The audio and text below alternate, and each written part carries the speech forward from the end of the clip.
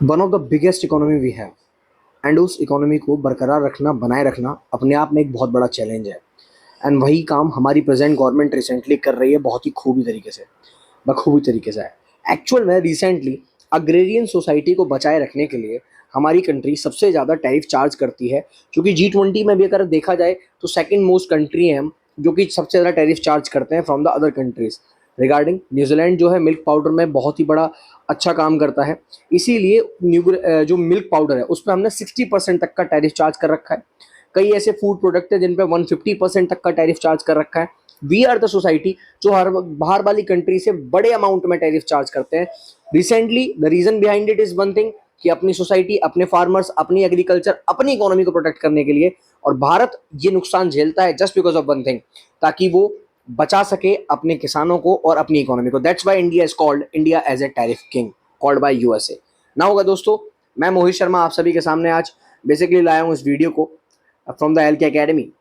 सो आज हम बात करेंगे कि जो यूएसए ने India as a tariff king की बात करी है वो क्यों बोल रहा है, क्यों इंडिया को एज ए टैरिफ किंग यहाँ बोला जा रहा है, तो इसके पीछे का रीजन क्या है आज हम उसको डिस्कस करते हैं।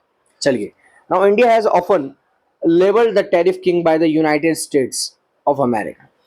A charge review recently when the US imposed 50% tariff on Indian goods। ये बदला था एक्चुअल में, क्योंकि हम भी यूएसए से अच्छा खासा टैक्स वगैरह चार्ज करते हैं, तो उसका बदला था ये, है ना। It is nothing else.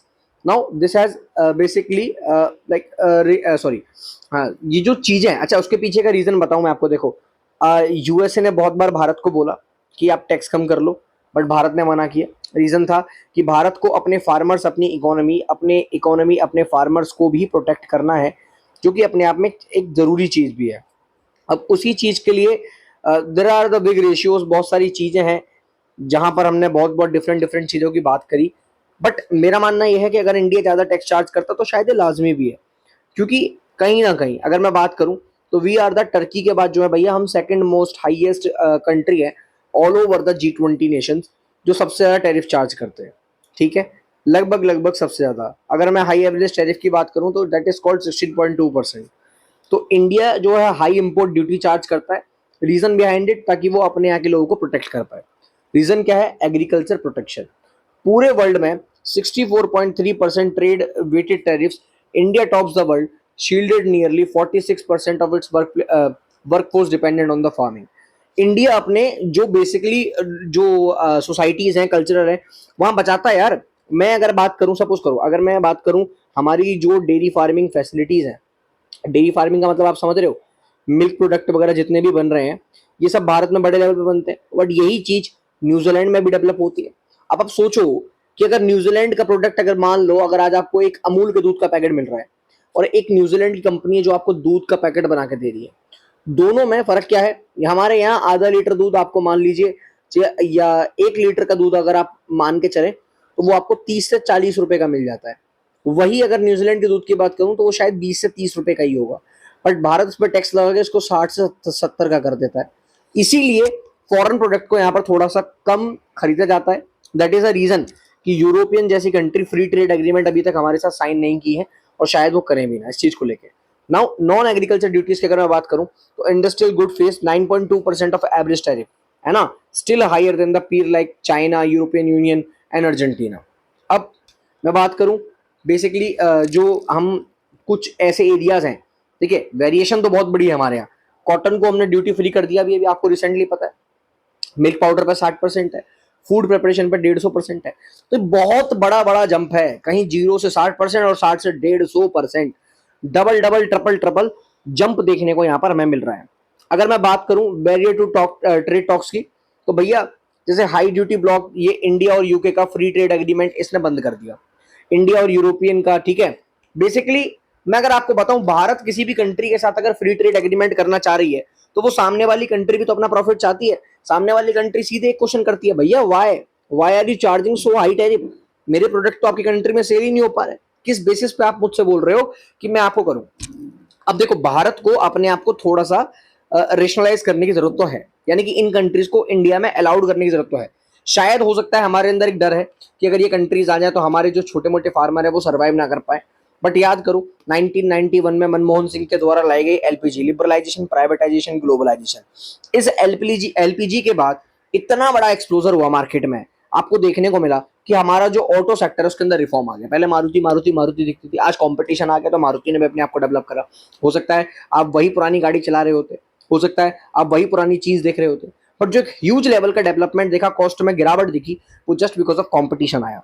तो कहीं ना कहीं यहाँ पर हमें एक चीज देखने को मिल रही है, अगर सिर्फ हम अपने ही प्रोडक्ट को अगर बेचते जाएंगे तो वहां पर कंपटीशन खत्म होता जाएगा। एग्जांपल दूं मैं, एडिबल ऑयल जैसे एग्जांपल लो, ऑलिव ऑयल का एग्जांपल लो। आप सबको पता है कि भैया रिफाइंड से अच्छा, सरसों के तेल से अच्छा, 1000 गुना इन सब चीजों से ज्यादा अच्छा, मतलब जितनी भी चीजें हैं। अब मस्टर्ड ऑयल की अगर मैं बात कर रहा हूँ, आई नो दैट क्वालिटी का फर्क है। आप इंडिया में जो ऑयल यूज कर रहे हो, जो बाहर का ऑयल आ रहा है, उसमें दोनों में फर्क है, ऑब्वियस सी बात है। अगर आप इंडिया की ब्रांडेड लावा जैसे कंपनी है, ठीक है, अगर आप उसका फोन उठाओ और दूसरी तरफ अगर आप सैमसंग का फोन उठा रहे हो, या दूसरी तरफ अगर आपका एप्पल का फोन उठा रहे हो, तो दोनों में फर्क है यार, दोनों में बहुत फर्क है। And this is being happen from last very very मतलब many many years it is being happen there. So भैया हमें ये चीज देखने की जरूरत है, अगर हमें कंपटीशन में उतरना है तो कुछ कंट्रीज को हमें अपना, देखो दो ही तरीके हैं अगर आपको डेवलप करना है, तो दो तरीके हैं। पहला तरीका यह है कि आप अपने प्रोडक्ट को इतना बढ़िया बना लो कि आपका प्रोडक्ट दूसरे प्रोडक्ट से बेटर हो, और दूसरा तरीका यह है कि आप कंपटीशन बढ़ा दो। जब कंपटीशन बढ़ेगा तो ऑलरेडी ऑब्वियस सी बात है, जो पहला प्रोडक्ट है वो ऑटोमेटिकली अपनी क्वालिटी और चीजों को इंप्रूव करेगा। मोहल्ले में एक मिठाई की दुकान है, बेकार बनाएगा, दूसरी भी खुल गई, तीसरी भी खुल गई, चौथी भी खुल गई, आप सब कंपटीशन में लगे पड़े हैं कि मेरे यहाँ का घेवर पहले बिकना चाहिए। दिवाली आ रही है भैया, मेरे यहाँ की काजू कतली पहले बिकनी चाहिए, बढ़िया काजू कतली सही रेट में मिलेगी। सो this is the thing. Now diplomatic leverage पर अगर मैं देखूं तो European union, UK, basically GCC वगैरह के साथ मैंने नेगोशिएशन बहुत बार किया है इन चीजों पे, बट हालांकि मुझे लगा नहीं कि इतना बड़ा बेनिफिट कभी देखने को मिला है। ठीक है, अब रिसेंटली अगर मैं बात करूं इकोनॉमिक ग्रोथ वगैरह की बात करूं, तो अगर ये सब चीजें हमने कर दी तो उसका फायदा क्या होगा? बेटर एक्सपोर्ट परफॉर्मेंस होगी, supply chain integration, GDP boost वगैरह, बहुत सारी चीजों में हमें फायदा देखने को मिलेगा, है ना। अब with support of the farmer they can also diversify into the high value crops, horizontal and pulses. अब देखो अपना किसान जो है ना, उसको अवेयर करने की बहुत जरूरत है। अगर मुझे पता है महाराष्ट्र में कपास की खेती में पैसा है, कॉटन की खेती में पैसा है, तो मैं करूंगा। मुझे पता है उत्तर प्रदेश में गन्ना बढ़िया होगा तो मैं करूंगा। मुझे पता है उत्तर प्रदेश में अगर गेहूं अच्छा होगा, हरियाणा में गेहूं अच्छा होगा तो मैं करूंगा। So this is the most important thing that we have to do that and that we are working on that. So basically जो एमएसएमईज हैं उनके लिए एक थोड़ा सा प्रॉब्लम क्या बन सकती है कि मान लीजिए गवर्नमेंट अभी इनको प्रोटेक्ट करती है, बट अगर जब फॉरेन कंट्रीज यहां आके बड़े लेवल पे इन्वेस्ट करेंगे, गवर्नमेंट को मान लो बहुत बड़ा रेवेन्यू जनरेट होगा उससे और गवर्नमेंट को फायदा होगा, तो जो एमएसएमईज है उनको थोड़ा सा लॉस होने को यहाँ पर देखने को मिल सकता है। ग्लोबल इमेज की बात करूं तो इंडिया की पोजीशन कैसी रिप्रेजेंट होगी कि भाई साहब भारत तो यार ऐसी कंट्री है जिसके साथ ट्रेड करने में मजा आता है ना। तो मतलब अगर आप ट्रेड पार्टनर बनना चाहते हो किसी भी कंट्री के साथ, है ना, बहुत बड़े लेवल पे, तो आपको भाई साहब थोड़े बहुत तो फायदे उसको भी देने पड़ेंगे, थोड़े बहुत खुद को भी देने पड़ेंगे। दोनों चीजें हैं, इनोवेशन पुश हो, चैलेंजेस हैं। फार्मर चैलेंजेस क्या है भाई साहब? जो आम फार्मर है, जो गरीब किसान है, वो रोड पर आ जाएगा। या तो आपको उसके लिए कुछ ऐसी पॉलिसी डेवलप करनी पड़ेगी, उसका सामान सारा सरकार खरीदेगी, कोई नहीं खरीदेगा, और ऐसे दामों में खरीदेगा जो पूछो मत। तो अगर ऐसा काम हो गया तो मजा आ जाएगा। मतलब अगर किसानों को बचा लिया तो सारा काम ही खत्म है। रिवेन्यू डिपेंडेंसी है भाई साहब, रिवेन्यू डिपेंडेंसी है। पता नहीं, अब मेरे दिमाग से फिगर निकल रहा है, पता नहीं 2 लाख करोड़, पता नहीं कितना का रिवेन्यू जनरेट हुआ था हमारा, कितने का रिवेन्यू जनरेट हुआ था 2000 लास्ट ईयर में। एमएसएमईज का थोड़ा सा डर है, जैसा कि मैंने आपको बताया। तो अब क्या सजेस्ट किया जा रहा है? अच्छा, ये लोग लॉबी भी बना लेते हैं, उसका प्रेशर आता है। अब ऐसे तो गवर्नमेंट डिसीजन नहीं ले सकती कि एकदम टिट फॉर टैट हो गया, डिसीजन लेने में टाइम लगता है, तो बहुत सारी चीजें देखनी पड़ती हैं। तो यहाँ सजेस्ट क्या किया जा रहा है, आप एक काम करिए, रॉ मटेरियल पे 0 से 10% रखिए, नॉन सेंसिटिव गुड पे 10 से 20% टैरिफ रखिए, सेंसिटिव गुड पे 20 से 35। आपको बढ़ाना है अगर अपना टैरिफ, तो लग्जरी गुड पे बढ़ाओ ना। लग्जरी गुड तो जिस आदमी के पास अगर आज करोड़ों रुपए है, तो वो सोचेगा थोड़ी ना कुछ खरीदने से पहले, वो सोचेगा नहीं, वो खरीद लेगा उसको। So this is the biggest thing that you need to change in itself, है ना। तो यहाँ पर बहुत सारी चीजें हैं, एग्रीकल्चर को बूस्ट करना पड़ेगा। आप अपनी जीडीपी का उस पर 1% सिर्फ अपने एग्रीकल्चर पे स्पेंड कर रहे हो। आप पता नहीं 15 से 20% आप जो स्पेंड करते हो, आप डिफरेंट डिफरेंट चीजों में स्पेंड कर रहे हो, है ना। यानी कि बेसिकली जो एक चैन बनी हुई है हमारे यहाँ पर, स्टोरेज की सबसे बड़ी इशू है। आप सामान स्टोर नहीं कर सकते यहाँ पर, आपको लॉजिस्टिक फैसिलिटी अवेलेबल नहीं। 15 से 20% इसी पे खर्चा होता है हमारा, चीजों को स्टोर करना, लॉजिस्टिक फैसिलिटी में अवेलेबल कराना, चीज़ों को किस तरीके से सिक्योर्ड रखा जाए, हमारे यहाँ फैसिलिटी नहीं अवेलेबल है। दैट्स वाई हम फिलीपीन वगैरह है ना या मॉरिशस वगैरह जैसी कंट्रीज पर डेवलप करते हैं। Now this is the biggest thing, है ना। सो अगर भाई हमें अपने आप को डेवलप करना है तो हमें इन चीज़ों में डेवलप करने की जरूरत है। आई होप आपको वीडियो पसंद आया होगा। अगर वीडियो पसंद आया तो इनमें से कोई भी कोर्स अगर आप ज्वाइन करना चाहते हो तो आपको वही कोर्स जो अमाउंट या रिप्रेजेंट है वो उस अमाउंट में ये कोर्स मिल जाएगा।